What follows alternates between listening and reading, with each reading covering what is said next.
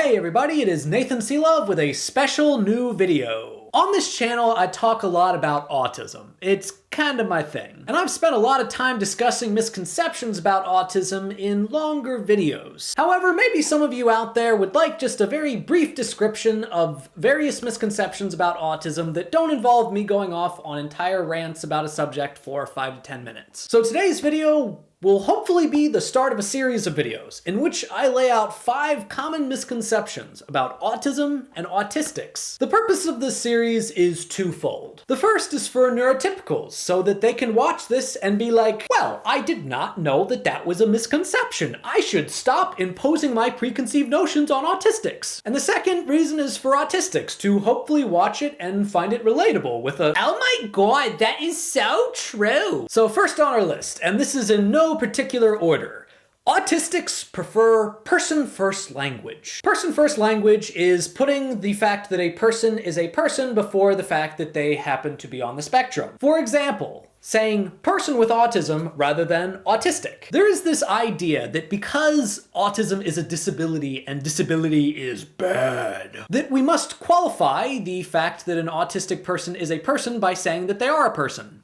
Because apparently that wasn't already implied. Yes, the problem that a lot of autistics have with person-first language is the only difference between person with autism and autistic is the word person. So if we're saying we need that qualifier, then we're implying that autistics aren't people to begin with. Now, some autistics might prefer person-first language, and some autistics might prefer what we refer to as identity-first language. And some people, like me, just really don't care that much as long as you don't tell me how to identify myself. So if you're not sure, just ask us how we would prefer to be identified. Number 2, autistics are not romantic. I wrote my entire master's thesis on this specific subject. Now, part of this I think comes from the fact that a lot of people are uncomfortable with the idea of disability sex. Well, you're gonna need to get over that because we desire romance as well. Now, to be clear, there are definitely aromantic people and asexual people on the autism spectrum. But there are also aromantic people and asexual people that are neurotypical. However, there's not really a causal relationship between those two things. So don't make assumptions. I am a happily married, hopeless romantic who cried on my wedding night, and I am proud of it. Number 3, Autism Speaks is a good autism advocacy organization. Those of you that have watched this channel or watched other takes from many other autism advocates,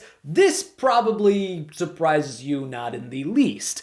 But for those of you that might be new to autism advocacy, this is a pretty big thing in the autism neurodiversity movement. Autism Speaks has a history, and a present for that matter, of excluding our own voices in our own movement. They have like 2 board of directors that are autistic on their board of like 25 people, and they didn't get them until 2015. They also have a history of fear-mongering people by showing them images and pictures and videos of autistic children having massive meltdowns and then using those in order to fundraise, claiming that those funds are primarily going to help families, and then only a small portion of those funds actually going to help families. So if you're looking for organizations that actually, are representative of autistics and are actually run by autistics, then some organizations I would suggest you look at would be either the Autistic Self-Advocacy Network or the Autistic Women and Non-Binary Network. Autism Speaks also has a history of advocating for curing autism, which brings us to our 4th misconception,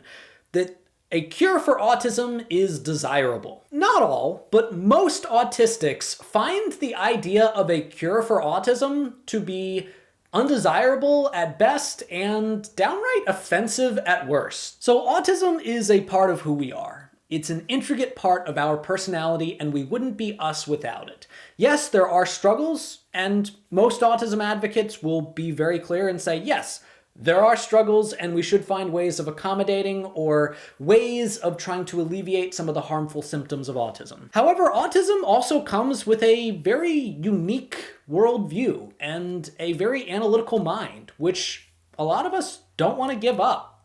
We like how we are. And the final misconception that I want to address today is that autistics are primarily children. Now, this one might seem relatively obvious, but both my father and I have encountered situations in which people have told us that we're the first autistic that they've ever met that was an adult. Now, a huge part of this misconception comes from marketing, mostly by organizations like Autism Speaks, that primarily focus on children and not necessarily adults. But here's a little secret. Children grow up and become adults. And it's not like we're magically not autistic the day we turn 18. We continue to exist and we continue to have needs for specific accommodations after we turn 18. Now, that isn't to say that it's not important to help children on the spectrum, because it absolutely is, because it helps with development.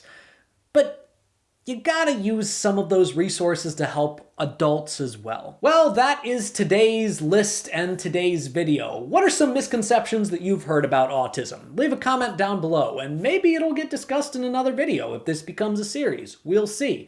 But in the meantime, thank you all for watching. If you liked this video, please give it a like, a share, and if you haven't already, subscribe to the channel, check out some of my other stuff, and if you want to support the channel in other ways, support me on Patreon, and you will see me in the next one.